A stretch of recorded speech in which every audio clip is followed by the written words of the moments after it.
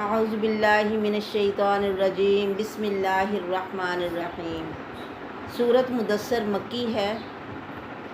یا ایہا المدثر، اے محمد صلی اللہ علیہ وسلم جو کمبل اوڑھے سو رہے ہو، قم، آپ اٹھ جاؤ، کھڑے ہو جاؤ، فانذر، لوگوں کو ڈراؤ، وَرَبَّكَ فَكَبِّرْ، اور اپنے رب کی بڑائی بیان کرو، اس کی تکبیر پڑھو، اللہ اکبر کہو، لوگوں کو بتاؤ کہ اللہ بہت بڑا ہے۔ وَرَبَّكَ فَكَبِّرْ وَثِيَابَكَ فَطَهِّرْ، اور اپنے کپڑے پاک صاف رکھیے، وَالرُّجْزَ فَاهْجُرْ، اور گندگی سے دور رہو، وَلَا تَمْنُن تَسْتَكْثِرْ، اور زیادہ حاصل کرنے کے لیے احسان نہ کرو کہ میں کسی پہ احسان کروں تو مجھے زیادہ ملے۔ اب یہ صورت کب نازل ہوئی کہ آپ صلی اللہ علیہ وسلم پر سب سے پہلی وحی جو غار حرا میں اتری تھی، وہ آپ کو پتہ ہے سورۃ الگ کی ابتدائی 5 آیات ہیں۔ اقرأ بسم ربک الذی خلق، خلق الانسان من علق۔ ان آیات میں اللہ تعالیٰ نے اپنا تعارف کروایا، اپنی پہچان کروائی کہ وہ خالق کائنات ہے، ساری کائنات کو بنانے والا ہے، اسی نے آپ کو بھی پیدا کیا ہے اور اسی نے یہ فرشتہ نازل کیا ہے۔ ان آیات میں آپ صلی اللہ علیہ وسلم کو تبلیغ وغیرہ کا حکم نہیں دیا گیا تھا، صرف آپ کو آپ کے رب کی پہچان کروائی گئی اور پڑھنے کا کہا گیا، یعنی تبلیغ کا حکم نہیں دیا تھا، صرف آپ صلی اللہ علیہ وسلم کو آپ صلی اللہ علیہ وسلم پر پڑھنے والی ذمہ داریوں کے لیے تیار کرنا مقصود تھا۔ فرشتہ جبریل علیہ السلام کے ذریعے نبی کے دل پر جو وحی نازل ہوتی ہے، نبی کے لیے سخت تکلیف دہ اور ایک بوجھ ہوتی ہے۔ اس دوران پہلے گھنٹی جیسی آوازیں آنے لگتی ہیں، پھر نبی علیہ السلام کا اس عالم سے رشتہ کٹ کر عالم بالا سے رشتہ جڑ جاتا ہے، اور اس وحی کا اتنا بوجھ ہوتا ہے کہ آپ صلی اللہ علیہ وسلم کو بعض دفعہ سردیوں میں وحی کے وقت پسینہ آ جاتا تھا۔ ایک دفعہ آپ صلی اللہ علیہ وسلم سیدنا زید بن ثابت کی ران پہ ران رکھے ہوئے تھے، ایسے ٹانگ پہ ٹانگ رکھ کے بیٹھے ہوئے تھے کہ وحی آنا شروع ہو گئی۔ سیدنا زید فرماتے ہیں کہ میں نے اس کا اتنا بوجھ محسوس کیا کہ مجھے ایسا معلوم ہو رہا تھا کہ نیچے سے میری ران ٹوٹ جائے گی۔ اور ایک دفعہ آپ صلی اللہ علیہ وسلم، یعنی وحی جب اترتی تھی تو یہ ایک بڑا بھاری بوجھ آپ صلی اللہ علیہ وسلم کو محسوس ہوتا۔ ایک دفعہ آپ صلی اللہ علیہ وسلم اونٹنی پر سوار تھے، وحی نازل ہونا شروع ہوئی تو اس کے بوجھ اور دباؤ سے اونٹنی نیچے بیٹھ گئی۔ چنانچہ پہلی دفعہ غار حرا میں جب وحی نازل ہوئی تو آپ صلی اللہ علیہ وسلم خود ارشاد فرماتے ہیں کہ اس تکلیف اور بوجھ سے مجھے اپنی جان کا خطرہ لاحق ہو گیا تھا۔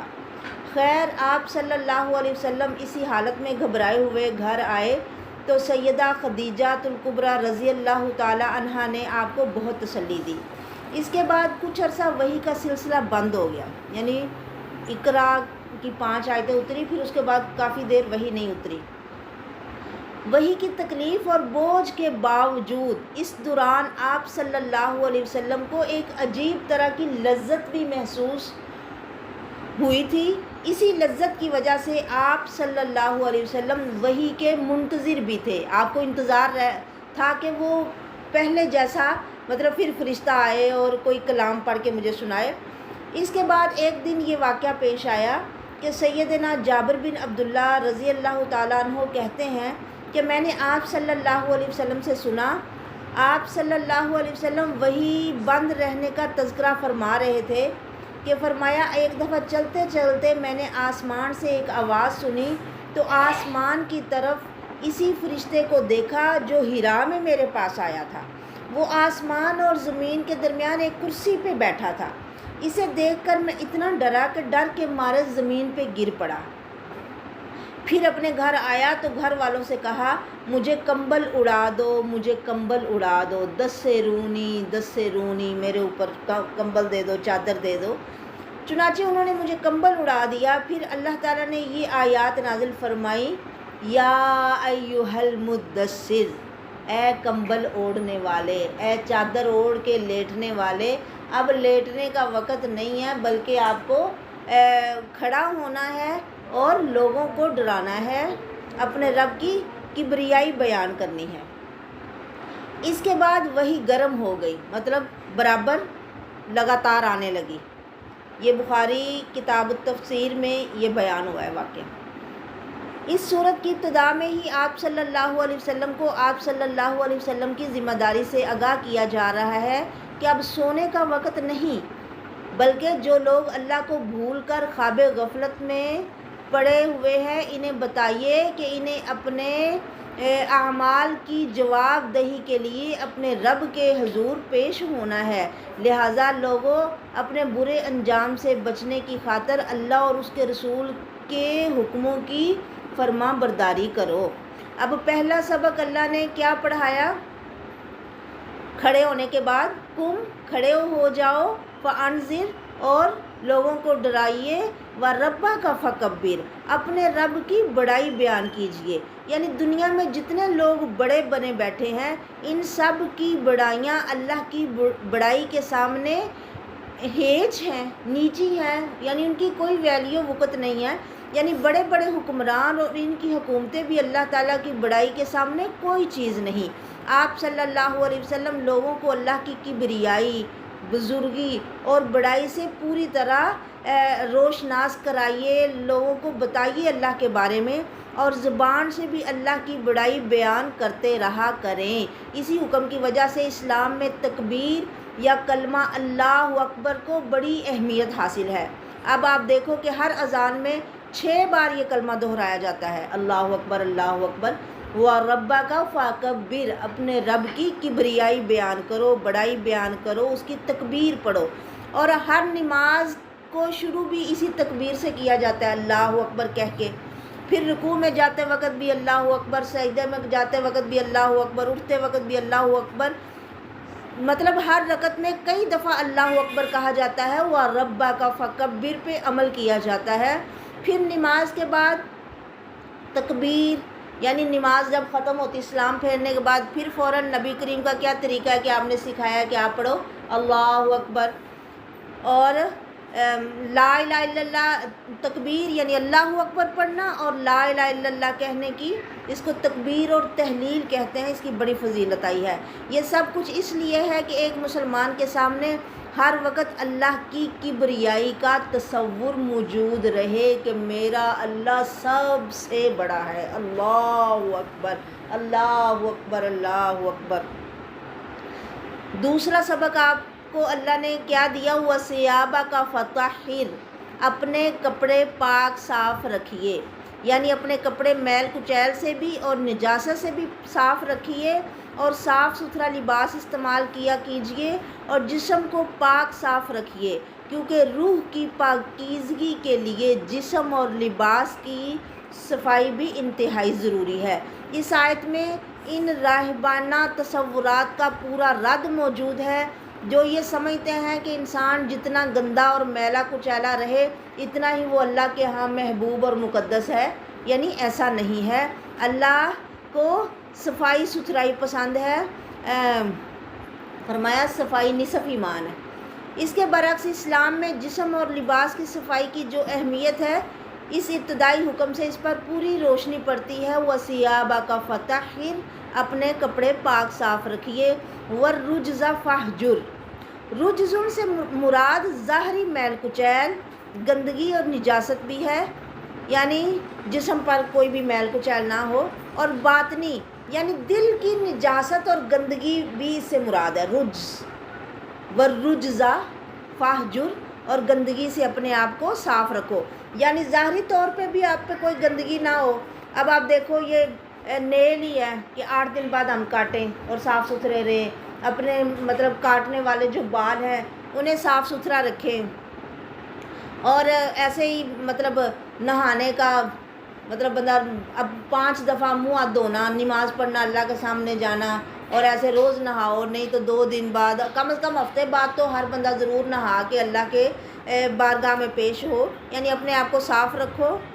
اس لفظ کا اطلاق ان تمام شیطانی وسوسوں پہ بھی ہوتا ہے، رجزہ کا نا، ورجزہ فہجر، اپنے آپ کو گندگی سے پاک رکھو۔ گندگی سے مراد ظاہری گندگی بھی اور باطنی یعنی دل کی صفائی، اس میں کوئی گندگی نہیں ہونی چاہیے، یعنی شیطان کے جتنے بھی گندے وسوسے خیالات وغیرہ آتے ہیں ان کو جگہ نہ دو اپنے دل میں، خواہ یہ غیر اللہ کی عبادت سے متعلق ہوں یا برے خیالات سے متعلق ہوں، ان سے اپنے آپ کو صاف رکھو۔ وَلَا تَمْنُن تَسْتَكْثِرْ، اور زیادہ حاصل کرنے کے لیے احسان نہ کیجیے، یعنی کسی شخص کی بے لوث خدمت کرنا بڑا حوصلہ مندی کا کام ہے۔ عموماً ہم وہ کام کرتے ہیں جس سے ہماری بلے بلے ہو، واہ واہ ہو، ہمیں کچھ ایکسٹرا ملنے کا نا مطلب امید ہو، تو ہم وہ کام کرتے ہیں۔ تو اللہ کہتے ہیں کہ آپ لوگ اگر کوئی کام کرو تو بے لوث خدمت کرو کسی کی۔ انسان تو یہ چاہتا ہے کہ اگر وہ کسی پر کوئی دنیاوی یا دینی نیکی کرے تو کسی نہ کسی رنگ میں اس کو اس کا بدلہ ضرور ملنا چاہیے، بلکہ بسا اوقات انسان کی طبیعت یہ چاہتی ہے کہ کسی پر اس نے جو احسان کیا ہے اس کا بدلہ اسے اس سے بڑھ کر ملنا چاہیے۔ اگر نہیں ملتا تو پھر ہم گلے شکوے کرتے ہیں، شکایتیں کرتے ہیں، اور وہ اپنی کی ہوئی نیکی ساری ضائع کر دیتے ہیں۔ یہ نظریہ خالصتاً خود غرضانہ اور مادی نظریہ ہے، یعنی صرف مجھے دنیا میں ہی ملے اور فوراً سے ملے اور زیادہ ملے، لہٰذا جس عظیم مقصد کے لیے آپ صلی اللہ علیہ وسلم کو تیار کیا جا رہا تھا اور جس طرح آپ کو پوری بنی نوع انسان کی ہدایت کی خدمت سپرد کی جانے والی تھی، اس کے لیے ابتدا میں ہی آپ کو یہ ہدایت کی گئی کہ کسی طرح کے فائدے، لالچ، غرض اور معاوضے کا طمع رکھے بغیر لوگوں پر دینی اور دنیاوی دونوں طرح کی بھلائیاں آپ نے کرنی ہیں۔ وَلَا تَمْنُن تَسْتَكْثِرْ، اور اس راہ میں آپ کو جتنے بھی مصائب پیش آئے، جو بھی تکلیف آئے، انہیں خندہ پیشانی سے اللہ کی رضا کی خاطر برداشت کرنا ہے کہ میرا اللہ مجھ سے خوش ہو جائے۔ اب کیسے کیسے واقعات ہم پڑھتے ہیں کہ ایسی مطلب عورتیں، بوڑھی عورتیں جن کو کوئی پوچھتا نہیں ہے، ان کے گھروں میں جا کے کام کاج کرنا، تو اس کا کس سے صلہ لینا تھا؟ صرف اللہ سے۔ اللہ کی رضا کی خاطر ایسے لوگوں کے کام کرتے تیرے پیر و مرشد جناب احمد مجتبیٰ محمد مصطفیٰ صلی اللہ علیہ وسلم، جنہیں کوئی پوچھنے والا نہیں تھا، جن کے ساتھ نیکی کرو تو کوئی دینے والا نہیں تھا، تو کون دے گا؟ اللہ دے گا، جس کی عطا کبھی ختم ہونے والی نہیں۔ یعنی وَلَا تَمْنُن تَسْتَكْثِرْ، آپ کسی پر احسان نہ کرو زیادہ حاصل کرنے کے لیے، بلکہ وَلِرَبِّكَ فَاصْبِرْ، اپنے رب کی خاطر صبر کرو۔ فَإِذَا نُقِرَ فِي النَّاقُورِ، جب سور میں پھونکا جائے گا، فَذَلِكَ يَوْمَئِذٍ يَوْمٌ عَسِيرٌ، تو لوگوں یہ دن بڑا کٹھن دن ہوگا، بڑا مشکل دن ہوگا، بڑا سخت دن ہوگا۔ عَلَى الْكَافِرِينَ غَيْرُ يَسِيرٌ، کافروں کے لیے تو بالکل بھی آسان نہیں ہوگا۔ اس آیت میں وضاحت یہ ہے کہ جس دن سور پھونکا جائے گا یعنی قیامت آ جائے گی، تو یہ دن کافروں کے لیے بڑا سخت ہوگا، جس کا واضح نتیجہ یہ ہوا کہ وہ دن مومنوں کے لیے سخت نہیں ہوگا، اور مومنوں کا غالباً یہاں اس لیے ذکر نہیں کیا گیا کہ اس دن کے آنے سے پہلے ہی مومنوں کو دنیا سے اٹھا لیا جائے گا۔ قیامت، حدیث شریف میں آتا ہے کہ قیامت بدترین لوگوں پر قائم ہوگی، اس لیے دعا بھی کرنی چاہیے کہ اللہ اس برے وقت سے پہلے ہی ہمیں یہاں سے لے جائے اور ہمیں اچھے لوگوں میں شامل کرے کہ قیامت انتہائی برے بدترین لوگوں پہ قائم ہوگی۔ مسلم کتاب الامارہ بیان ہے کہ میری امت میں ایک جماعت ہمیشہ حق پہ رہے گی، قیامت کے آنے سے پہلے پہلے کہ لا تقوم الساعۃ الا علی شرار الخلق، سب سے برے ترین لوگوں پر قیامت قائم ہوگی۔ وہ دن کافروں پہ بہت مشکل ہوگا۔ اس کے دو مطلب ہو سکتے ہیں، ایک یہ کہ جب وہ پیدا ہوا تو بالکل خالی ہاتھ پیدا ہوا تھا، اس کے پاس کوئی مال و دولت، عزت اور مقام و مرتبہ، لاؤ لشکر کچھ بھی نہیں تھا، تو یہ تو اسے بعد میں اس دنیا میں ملا۔ اور دوسرا مطلب یہ بھی ہے کہ وہ اپنے باپ کا اکلوتا بیٹا ہے۔ اس شخص کی مخالفت کی آپ بالکل پرواہ نہ کیجیے اور اس کا معاملہ مجھ پہ چھوڑ دیجیے۔ یہ بات اللہ تعالیٰ نے فرمائی، کس کے بارے میں کہتے ہیں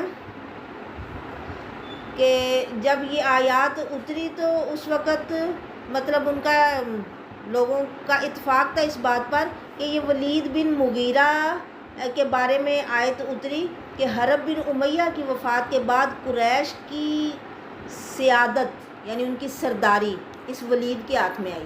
یہ ولید بھلا کون ہے؟ خالد بن ولید، خالد جسے اللہ نے سیف اللہ کا لقب دیا نا، اسلام کی تلوار، اللہ کی تلوار، ان کا باپ، اس کی بات ہو رہی ہے کہ وہ اسلام کے کس قدر مخالف تھا، اور جب حالانکہ وہ سردار تھا، یہ ابو جہل مخزومی کا چچا تھا، بڑا مال والا تھا، 10 یا 12 جوان بیٹے اس کے پاس موجود رہتے تھے جنہیں کمانے کی بالکل کوئی فکر نہیں تھی۔ اس کام کے لیے اس کے نوکر چاکر بڑے تھے، بس ان بیٹوں کا کام یہی تھا کہ اپنے باپ کی مجلس میں حاضر رہ کر اس کی شان و شوکت بڑھائیں۔ انہی بیٹوں میں سے ایک ان کا بیٹا سیدنا خالد بن ولید بھی تھے، جس نے اسلام لا کر اسلام کی بہت زیادہ خدمات سر انجام دی۔ اس شخص کو اللہ تعالیٰ نے مال و دولت بھی کافی عطا کیا تھا، جوان بیٹے بھی، اور پھر سرداری بھی دی، ریاست بھی دی، لیکن کبھی شکر اس کی زبان سے نہ نکلا۔ ہمیشہ وہ زیادہ مال جمع کرنے کی حرص میں لگا رہتا، اور اگر رسول اللہ صلی اللہ علیہ وسلم اس کے سامنے جنت کی نعمتوں کا تذکرہ فرماتے تو کہتا تھا کہ اگر یہ شخص اپنے بیان میں سچا ہے تو مجھے یقین ہے کہ وہاں کی نعمتیں بھی مجھے ضرور ملیں گی۔ سمجھ آ رہی ہے نا بات کی؟ ذرنی ومن خلقت وحیدا۔ اب اللہ نے فرمایا کہ قیامت کا دن کافروں پہ بڑا مشکل ہوگا۔ ذرنی ومن خلقت وحیدا، مجھے چھوڑ دیجئے اور اسے جسے میں نے اکیلا پیدا کیا ہے، یعنی میں اس سے خود نمٹوں گا۔ یہ اللہ تعالیٰ فرما رہے ہیں، ذرنی، مجھے چھوڑ دیجئے اور جس کو میں نے پیدا کیا وحیدا، اکیلا، وجعلت، اور میں نے بنایا اس کے لیے یا دیا اس کو مالن، بہت زیادہ مال، ممدودہ، وبنینا شہودا، اور بیٹے پاس رہنے والے۔ یہ کتنی بڑی نعمت ہے۔ پہلے تو لوگ بیٹوں کو ترستے ہیں، پھر ہوں تو کمائی کے لیے انہیں پردیس جانا پڑتا ہے، پھر لوگ جدائی میں ایک دوسرے کے لیے تڑپتے ہیں، لیکن یہ کتنی بڑی نعمت ہے کہ انہیں کمائی کی کوئی فکر نہیں ہے، اس کا بڑا کاروبار ہے، اس کے نوکر چاکر کام کر رہے ہیں، بیٹے ہر وقت باپ کے پاس بیٹھے ہیں باپ کی شان و شوکت بڑھانے کے لیے۔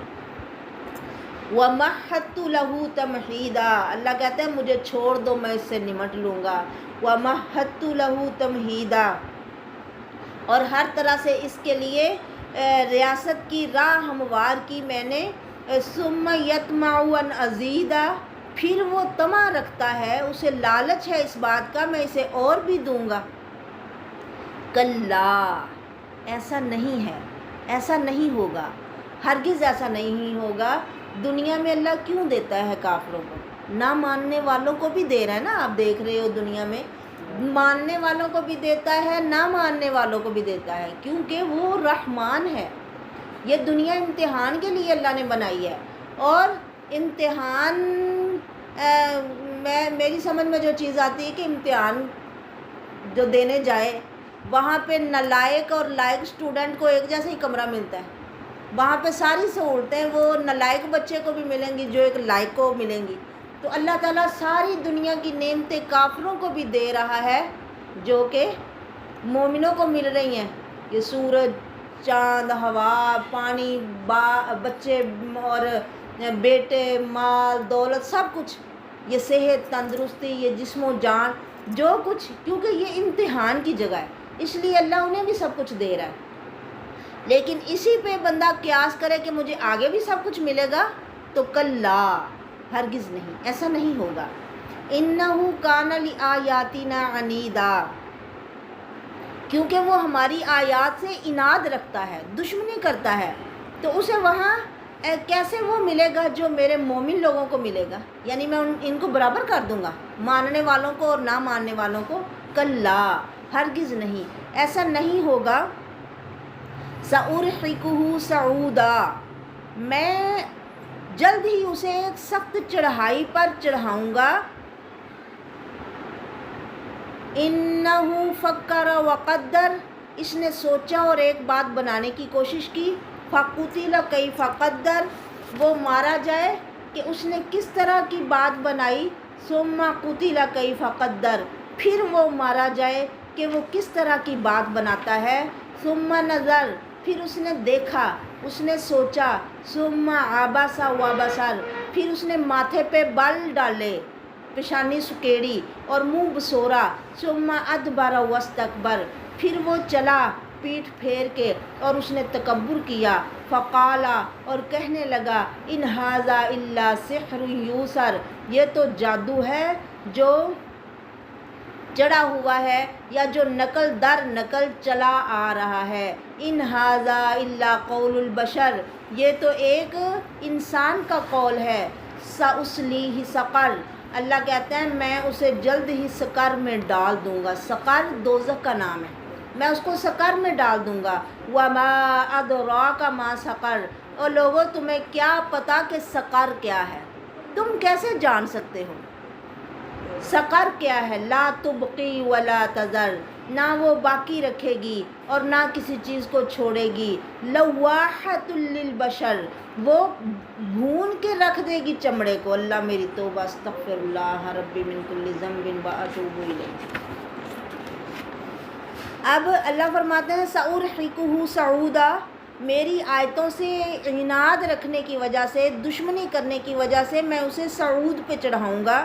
اس کا ایک مطلب تو یہ ہے کہ میں اس کی زندگی میں سخت مشکلات سے یعنی اسے دوچار کر دوں گا، سخت مشکلات آئیں گی اس کی زندگی میں۔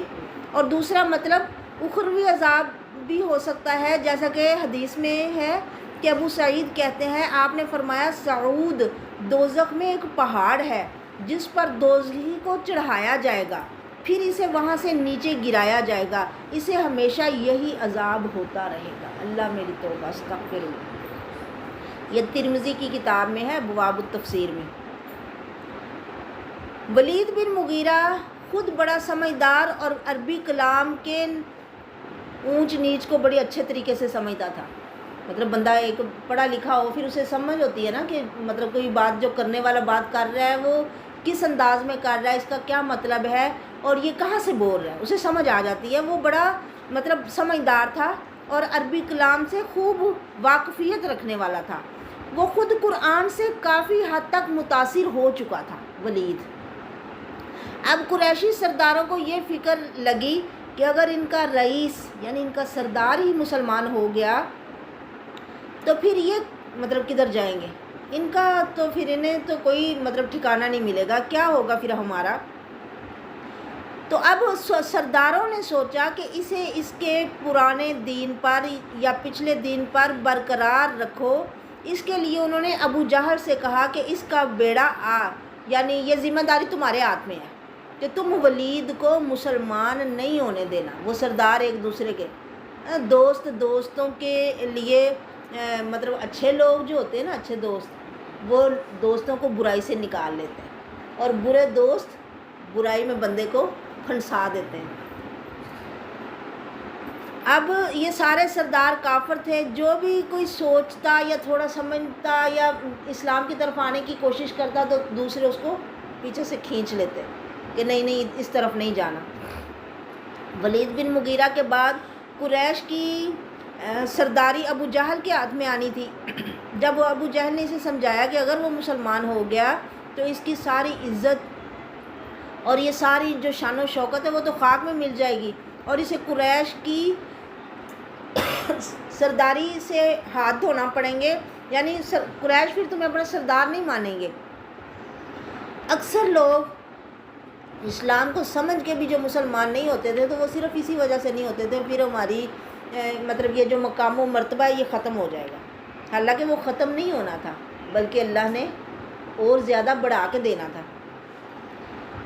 تو وہ اسلام لانے سے رک گیا جب اسے ابو جہل نے یہ سمجھایا کہ تیری سرداری چلی جائے گی اور مطلب تیری کوئی عزت نہیں رہے گی، تیری یہ ساری جو شان و شوکت ہے وہ ختم ہو جائے گی۔ اب ایک اور اہم مسئلہ درپیش تھا کہ حج کا موسم قریب آ چکا تھا اور قریشی سرداروں کو یہ فکر لگ گئی کہ جو لوگ حج کے موقع پہ باہر سے یعنی آئیں گے مکہ میں، انہیں اسلام کی دعوت سے کیسے روکا جا سکتا ہے، اور وہ پیغمبر اسلام کو کیا کہہ کر لوگوں کو ان سے متنفر کر سکتے ہیں۔ یعنی انہوں نے آپس میں میٹنگ کی کہ کیسے ہم لوگوں کو نبی محمد صلی اللہ علیہ وسلم کے پاس جانے سے روکیں، نبی پہ کیا ایسا الزام لگائیں کہ لوگ ان کی بات نہ سنیں یا ان کے قریب نہ آئیں۔ چنانچہ اسی غرض کے لیے قریشی سردار ولید بن مغیرہ کے پاس جمع ہوئے۔ ولید بن مغیرہ نے ان کو مخاطب کرتے ہوئے کہا، اچھا تم لوگ اپنی اپنی تجاویز پیش کرو۔ مطلب کسی سردار کے ذہن میں کیا بات آتی ہے کہ ہم محمد سے لوگوں کو کیسے روکیں۔ ان میں سے ایک بول اٹھا، وہ کہنے لگا، ہم کہیں گے کہ یہ شخص کاہن ہے۔ ولید کہنے لگا، واللہ وہ کاہن نہیں ہے۔ آپ دیکھ لو، ولید کافر ہے، وہ اسلام کو مانتا نہیں ہے، لیکن اسے سمجھ آ رہی ہے کہ محمد جو کلام سنا رہے ہیں وہ کہانت نہیں ہو سکتا۔ اس کے کلام میں نہ کاہنوں جیسی گنگناہٹ ہے، نہ قافیہ گوئی، اور نہ مطلب وہ کاہن کیسے ہو سکتا ہے، وہ کاہنوں جیسا نہیں ہے، کیونکہ کاہنوں کو ہم نے دیکھا ہے کہ کاہن کیسے ہوتے ہیں۔ دوسرے نے کہا، ہم کہیں گے، اب ایک سردار نے تجویز پیش کی کہ ہم لوگوں سے کہیں گے یہ کاہن ہے، اس کے پاس نہ جاؤ۔ دوسرا کہنے لگا، ہم کہیں گے یہ پاگل ہو گیا ہے۔ ولید نے کہا، واللہ میں نے اللہ کی قسم، وہ پاگل بھی نہیں، ہم نے پاگلوں کو دیکھا ہے، اس کے اندر نہ پاگلوں جیسی دم گھٹنے کی کیفیت ہے، نہ الٹی سیدھی حرکتیں ہیں، نہ ان جیسی بہکی باتیں ہیں۔ تیسرا کہنے لگا، ہم کہیں گے وہ شاعر ہے، ایسی شعر پڑھتا ہے، چھوڑو پرے، اس کے پاس کیا جانا۔ ولید کہنے لگا، وہ شاعر بھی نہیں ہے، ہم نے شاعروں کو بھی سنا ہے، تو ہم مطلب شعر کی ساری قسموں سے واقف ہیں، اس کی بات شعر نہیں ہے۔ تب لوگوں نے کہا، ہم کہیں گے کہ وہ جادوگر ہے۔ ولید نے کہا، وہ جادوگر بھی نہیں ہے، یہ شخص نہ اس طرح کی جھاڑ پھونک کرتا ہے، نہ گرے لگاتا ہے جیسے جادوگر کرتے ہیں۔ آخر لوگوں نے پھر جھنجھلا کے کہا، پھر آپ ہی کوئی رائے پیش کرو جس میں جو صحیح ہو۔ ولید کہنے لگا، ٹھیک ہے، مجھے ذرا سوچ لینے دو۔ اسی کو اللہ نے کہا نا، انہو فکر وقدر، اس نے غور و فکر کیا، اس نے اندازہ لگایا، اس نے سوچا۔ پھر اس نے اپنے ساتھیوں پر ایک بڑی مطلب ایسے فخر سے نگاہ دوڑائی کہ مطلب تم لوگ تو کوئی بات نہیں ڈھنگ کی کر سکے، اب یہ میری ذمہ داری ہے کہ میں کوئی اچھی اور معقول بات بیان کروں۔ پھر اس نے تکبر سے اپنی پیشانی کو تھوڑا سکیڑا، جسے قرآن نے یہ کہا نا، ثم عبسا، پھر اس نے ماتھے پہ بل ڈالے، مطلب ایسے پہلے فخر کر کے پھر کہ میں اب سوچ کے تمہیں بتاتا ہوں۔ ثم عبسا، پھر اس نے ماتھے پہ بل ڈالے، اپنی پیشانی سکیڑی، وابصر، اور منہ بسورا۔ اس کے ساتھی چلے گئے، وہ سوچتا رہا، بالآخر اس نے اپنی بے داغ رائے یہ پیش کی کہ تم لوگ باہر سے آنے والوں سے یوں کہہ سکتے ہو کہ یہ شخص ایسا کلام پیش کرتا ہے جو ایسا جادو ہے، یعنی جادو نہیں ہے لیکن اس کلام میں ایسا جادو ہے کہ جس سے بھائی سے، باپ بیٹے سے، شوہر بیوی سے جدا ہو جاتا ہے، یعنی اس کی بات جو سنتا ہے وہ اسی کا ہی بن جاتا ہے۔ پتہ نہیں اس میں ایسی کیا تاثیر ہے، اس میں ایسا کیا اثر ہے کہ کنبے قبیلے میں پھوٹ پڑ جاتی ہے، چنانچہ اس تجویز پر متفق ہو کر سب لوگ رخصت ہو گئے۔ اس مکالمے سے صاف معلوم ہوتا ہے کہ ولید بن مغیرہ پر قرآن کی حقیقت پوری طرح واضح ہو چکی تھی۔ اب وہ جو کچھ پینترے بدل رہا تھا صرف اپنے اقتدار اور اپنی عزت کو بچانے کے لیے کر رہا تھا۔ ان آیات میں اللہ تعالیٰ نے اس کی اسی ہٹ دھرمی اور غلط فکر کا نقشہ پیش کیا ہے کہ انہو فکر و قدر، اس نے غور و فکر کیا اور اندازہ لگایا۔ فقتل کیف قدر، وہ مارا جائے اس پر اللہ کی مار پڑے اس نے کیسا اندازہ لگایا۔ ثم قتل کیف قدر، پھر وہ مارا جائے۔ اب یہ 2 بار اللہ نے بات کی کہ پھر وہ مارا جائے، اس نے کیسی بات بنائی۔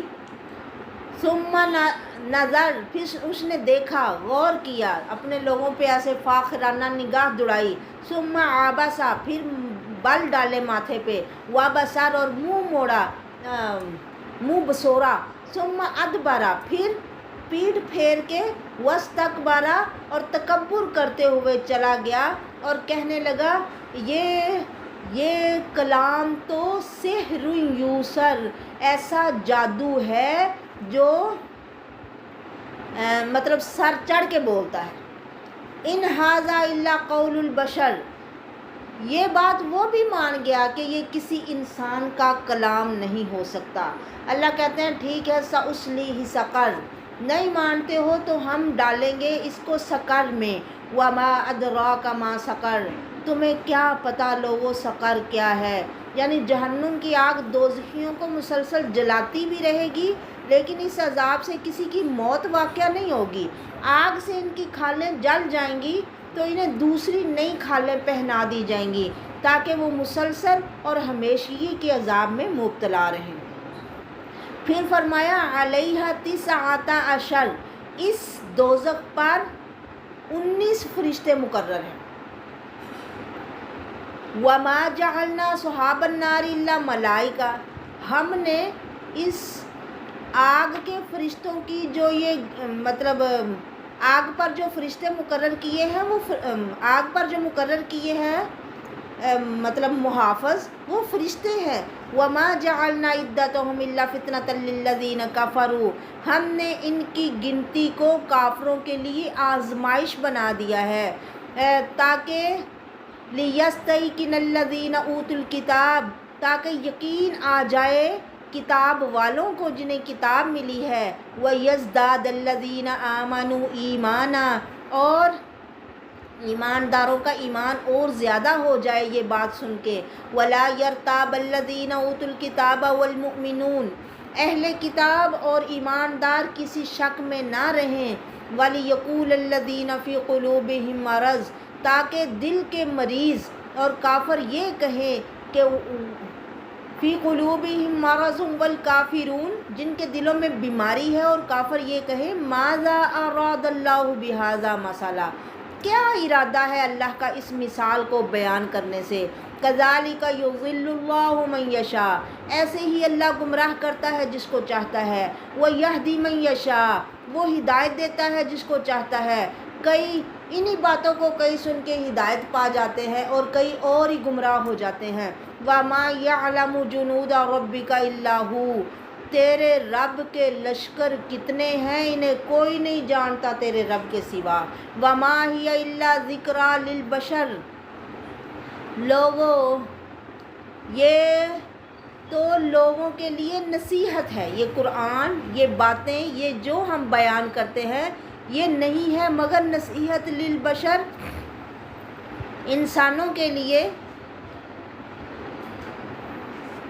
کلا والقمر، کلا ہرگز نہیں، مطلب یہ لوگ نصیحت تو قبول کرتے ہی نہیں۔ والقمر، چاند کی قسم۔ اب فرشتوں کے بارے میں اللہ نے فرمایا کہ ہم نے دوزخ پر جو حفاظت کے لیے مقرر کیے ہیں وہ فرشتے ہیں، ان کی تعداد 19 ہے۔ 19 تعداد مطلب کہتے ہیں ہو سکتا ہے کہ مطلب 19 قسم کے فرائض ہوں وہاں، تو ہر فرض کے لیے ایک فرشتہ اور اس کے نیچے پتہ نہیں کتنے فرشتے ہوں۔ فرشتوں کی قوت کا اندازہ لگانا ہمارے لیے بہت مشکل ہے، ایک فرشتہ وہ کام کر سکتا ہے جو لاکھوں آدمی بھی مل کے نہیں کر سکتے۔ لیکن یہ بات بھی ذہن میں رہنی چاہیے کہ ایک فرشتہ اسی محدود دائرے میں کام کر سکتا ہے جس میں کام کرنے پر اس کو مامور کیا گیا ہے۔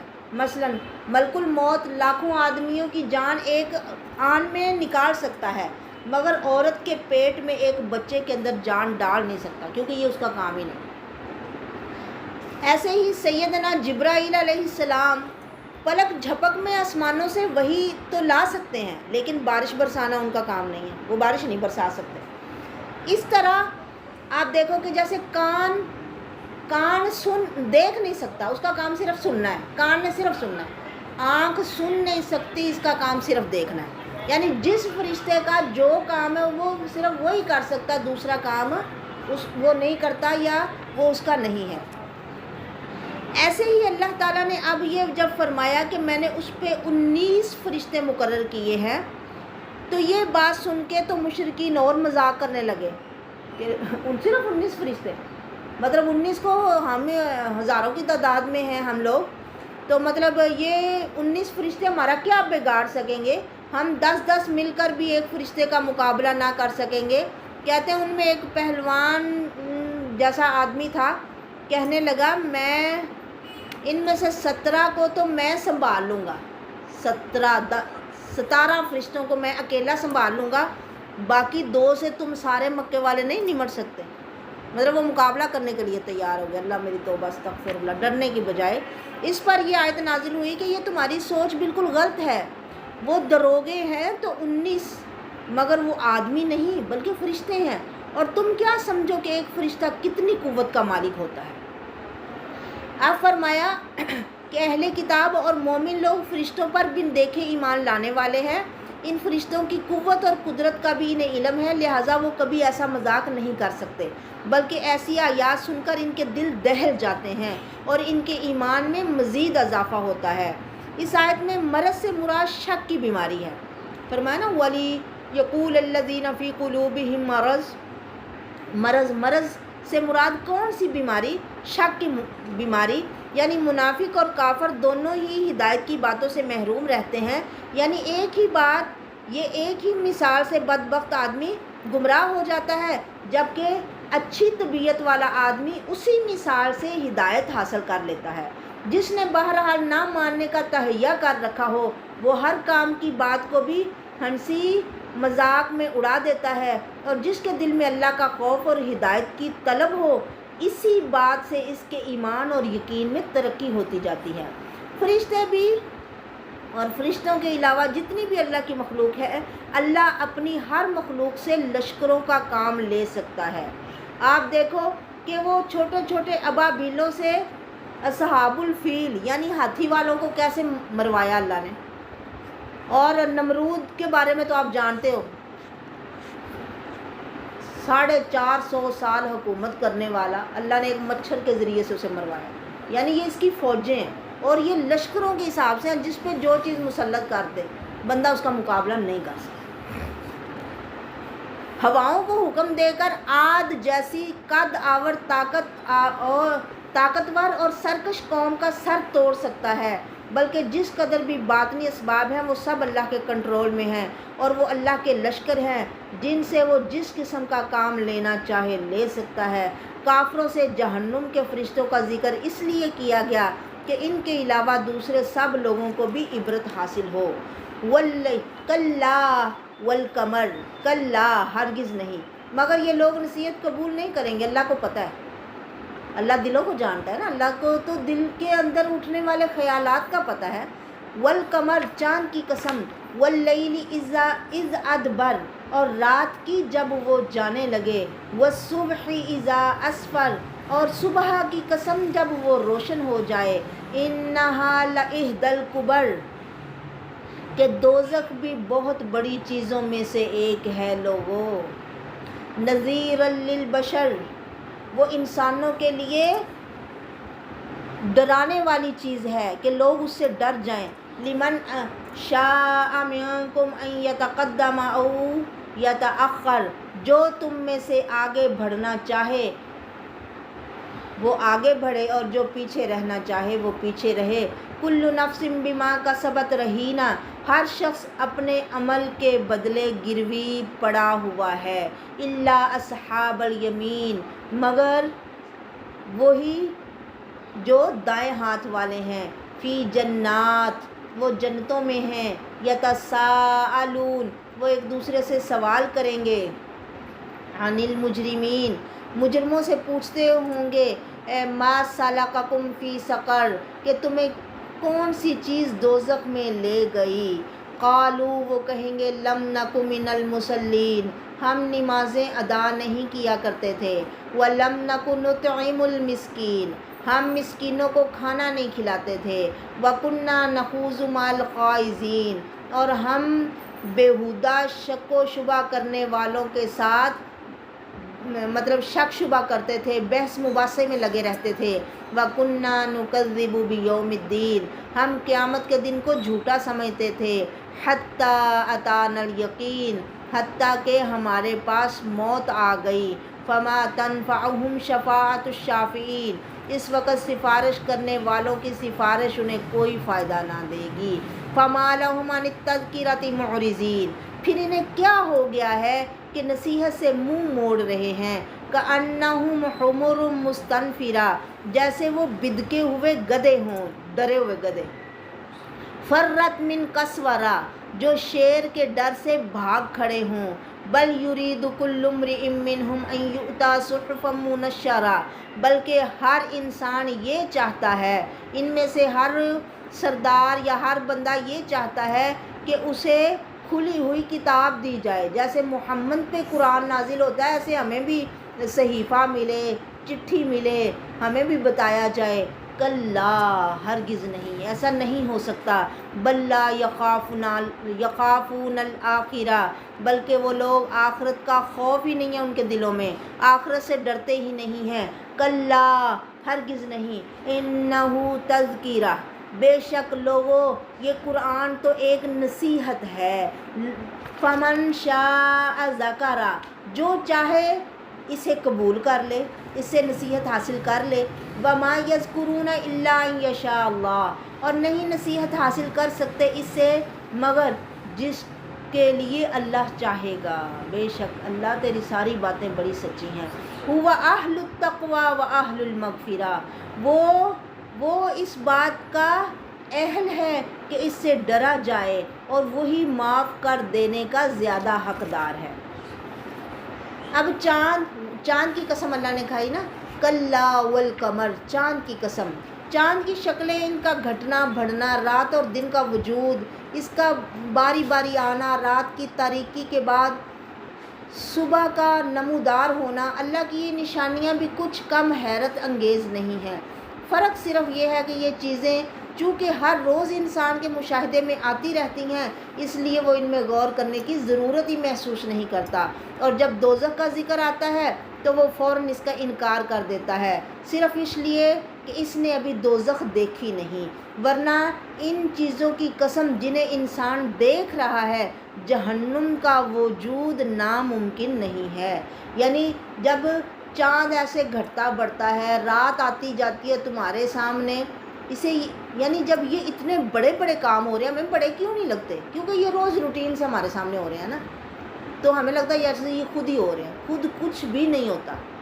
ہر کام کرنے سے ہی ہوتا ہے، اور اسے کوئی کر رہا ہے اور اسی کا نام اللہ ہے، جو یہ اتنے بڑے کام کر سکتا ہے، چاند کو کیسے بڑھاتا ہے پھر گھٹاتا ہے، اللہ اکبر اللہ اکبر، کیسے دن اور رات باری باری آتے ہیں، اللہ اکبر، کیسے مطلب صدیوں سے یہ سلسلہ چل رہا ہے، شروع دن سے، کہ ایک تسلسل سے دن رات گھٹتے بڑھتے ہیں اور خاص طریقوں میں آ کے پھر برابر ہو جاتے ہیں، ہاں، اللہ اکبر اللہ اکبر، تو جو رب، جو کاریگر یہ کر رہا ہے، اس کے لیے دوزخ کا وجود لوگوں ناممکن نہیں ہے، تو یہ واقعی ڈرنے والی چیز ہے، تمہیں اس سے ڈرنا چاہیے، یہ مذاق اڑانے کی چیز نہیں ہے، حقیقت تو وہی کچھ ہے جو تمہیں بتا دی گئی ہے۔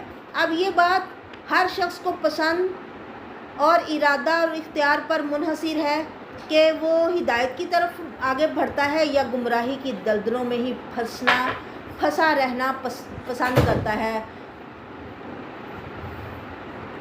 کل نفس بما کسبت رہینہ الا اصحاب الیمین، یعنی اصحاب الیمین یعنی دائیں جانب یا دائیں ہاتھ والے، یہ ان لوگوں کا لقب ہے جن کو جنت کا پروانہ ملنے والا ہوگا اور اعمال نامہ دائیں ہاتھ میں دیا جائے گا.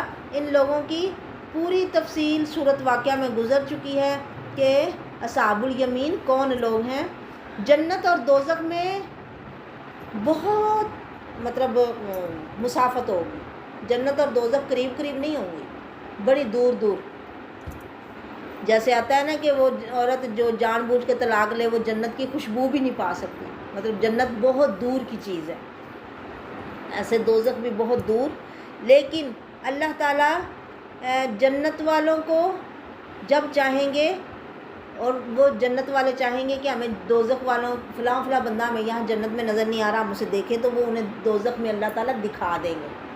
اور انسان کا یہ جسم، یہ دیکھنا، یہ سننا دنیا کی طرح تو نہیں ہوگا نا. یہ آنکھیں اللہ ان کو اتنا طاقتور بنا دے گا کہ ان آنکھوں سے اللہ کا دیدار کریں گے مومن، ہے نا، اور بغیر کسی تکلیف کے وہ اللہ کو دیکھ سکیں گے.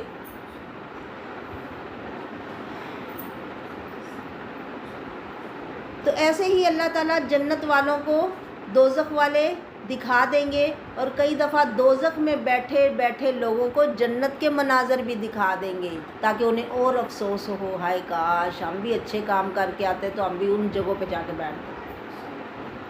اب جنت والے سوال کریں گے مجرموں سے کہ تم کس وجہ سے دوزخ میں جل رہے ہو، ما سلککم فی سقر.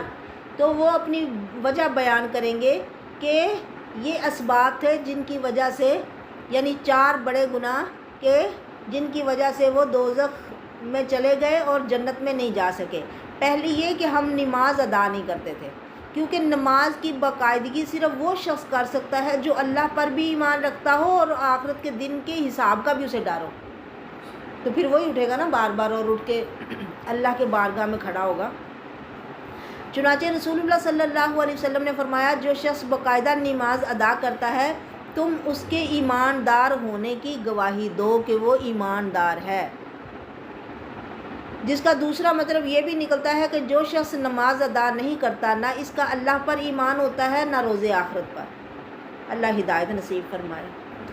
دوسرا جرم وہ یہ بتائیں گے کہ وَلَمْ نَكُنْ نُطْعِمُ الْمِسْكِينَ، ہم مسکینوں کو کھانا نہیں کھلاتے تھے. پہلا جرم کیا ہے کہ اللہ کے حق کے بارے میں انہوں نے غفلت کی. اللہ کا حق ہے نا نماز ادا کرنا. تو دوسرا جرم بندوں کے حقوق سے تعلق تھا. بھوکے کو کھانا کھلانے کے سلسلے میں یہ ضروری نہیں کہ بھوکا مسلمان ہی ہو، بلکہ کوئی بھی ہو، کسی بھی مذہب سے اس کا تعلق ہو. اگر بھوکا ہے تو انسان ہونے کے ناطے سے یہ اس کا حق ہے کہ اسے کھانا کھلایا جائے. اگر ننگا ہے تو اسے کپڑا دیا جائے. اگر بیمار ہے تو اس کا علاج کیا جائے. اگر وہ مسلمان ہے یا کوئی قرابت دار بھی ہے تو پھر اس کا حق اور زیادہ بڑھ جاتا ہے کہ مسلمان ہے تو دوہرا حق، بھائی انسان بھی ہے اور مسلمان بھی ہے، ڈبل حق. اگر رشتہ دار بھی ہے تو پھر اور زیادہ حق کہ 3 حق اس کے بنتے ہیں رشتہ دار ہونے کی وجہ سے کہ تم اس کے ساتھ اور زیادہ اچھا سلوک کرو. اب تیسرا جرم کیا وہ بتائیں گے کہ وَكُنَّا نَخُوضُ مَعَ الْخَائِضِينَ وَكُنَّا نُكَذِّبُ بِيَوْمِ الدِّينِ، یعنی ہم مذاق کیا کرتے تھے اللہ کی آیات کا اور شکوک و شبہات پیدا کرتے رہتے تھے، اور جو لوگ شکوک و شبہات پیدا کرتے تھے ان کے ساتھ مل جایا کرتے تھے. یہ سب باتیں اس وجہ سے تھی کہ وَكُنَّا نُكَذِّبُ بِيَوْمِ الدِّينِ، ہمارا آخرت کے دن پر یقین نہیں تھا. گویا ہمارا اصل اور سب سے بڑا جرم یہ تھا کہ ہمیں آخرت کے دن اللہ کے سامنے اپنے عمل کے لیے جواب دینے پر ایمان نہیں تھا، اور ہم سر عام اس کو جھٹلا دیتے تھے، صاف طور پہ جھٹلا دیتے تھے. ایسے ہی وقت گزرتا رہا حتیٰ کہ اتانا الیقین، ہمیں موت آ گئی. فما تنفعہم شفاعۃ الشافعین، تو اس دن ان لوگوں کو سفارش کرنے والوں کی سفارش کچھ فائدہ نہ دے گی۔ آخرت میں تو سب حالات ان کے سامنے آ جائیں گے اور وہ اپنے جرائم کا اعتراف بھی کر لیں گے، مگر آج ان کی یہ صورتحال ہے کہ اگر کوئی نصیحت کی بات کہی جائے تو انہیں سننا بھی گوارا نہیں کرتے، وہاں سے یوں منہ موڑ کر بھاگ اٹھتے ہیں جیسے جنگلی گدھے کسی شیر کی دھاڑ سن کر بھاگ کھڑے ہوتے ہیں، پھر پیچھے مڑ کر دیکھنے کا نام ہی نہیں لیتے۔ اب قریشی سرداروں نے کہا کہ بل یرید کل امرئ منہم ان یؤتی صحفا منشرہ، ہم میں ہر کوئی چاہتا ہے کہ اس کے پاس کھلا صحیفہ آئے، کھلی چٹھی آئے جس میں لکھا ہو کہ اللہ تعالیٰ ہمیں لکھے کہ محمد کو میں نے اپنا رسول بنا کر بھیجا ہے، لہٰذا اس پر ایمان لے آؤ، یعنی اس صورت میں ہی ہم ایمان لا سکتے ہیں۔ فرمایا اگر ہم انہیں کھلے خط بھیج بھی دیں تو بھی یہ لوگ کبھی ایمان نہیں لائیں گے، وہ اسے بھی جادو کا کرشمہ قرار دے دیں گے۔ وجہ یہ ہے کہ نہ ان کا آخرت پر ایمان ہے، نہ یہ اپنے مواخذے سے ڈرتے ہیں کہ ہم سے کوئی پوچھ ہونی ہے۔ کچھ سوچ سمجھ کر جواب تو وہی آدمی دیتا ہے جسے مواخذے کا ڈر ہو کہ میں جو بولوں گا مجھ سے اس کے بارے میں پوچھا جائے گا، اور جو شخص جسے پکڑے جانے کا خطرہ ہی نہ ہو وہ جو چاہے بول دے، اس کا کیا بگڑتا ہے۔ وما یذکرون الا ان یشاء اللہ، یعنی اللہ بھی صرف اسے ہدایت کی توفیق دیتا ہے جو خود بھی ہدایت کا طالب ہو۔ ایک بندہ ہدایت کی طرف آنا ہی نہیں چاہتا، وہ ہدایت کے بارے میں سوچتا ہی نہیں، اللہ اسے کیوں ایسی ہدایت دے دے گا۔ اللہ اسے ہدایت دیتا ہے جو خود ہدایت کی طلب رکھتا ہے، ہدایت کی طرف آنا چاہتا ہے۔ جو ہدایت سے کوسوں دور رہنا چاہتا ہے اللہ ایسے لوگوں کو زبردستی ہدایت نہیں دیتے۔ وما یذکرون الا ان یشاء اللہ هو اہل التقوی و اہل المغفرہ۔ سیدنا انس بن مالک رضی اللہ تعالی عنہ فرماتے ہیں کہ رسول اللہ صلی اللہ علیہ وسلم نے اس آیت کی تفسیر میں فرمایا کہ اللہ تبارک و تعالیٰ فرماتے ہیں کہ میں اس بات کا اہل ہوں کہ لوگ مجھ سے ڈریں، اور جو شخص مجھ سے ڈر گیا اور میرے ساتھ اس نے کسی دوسرے کو شریک نہ بنایا تو مجھے لائق ہے، یہ میرا حق بنتا ہے کہ میں اسے بخش دوں۔ وما علی الا البلاغ وآخر دعوانا ان الحمد للہ رب العالمین۔ اللہ ہمیں حق سچ جو بیان کیا ہے وہ قبول فرما لے، اور جو کوئی غلطی ہوئی ہے وہ اللہ ہمیں معاف کر دے اور اس کے مطابق عمل کرنے والا بنا لے۔ وما علی الا البلاغ وآخر دعوانا ان الحمد للہ رب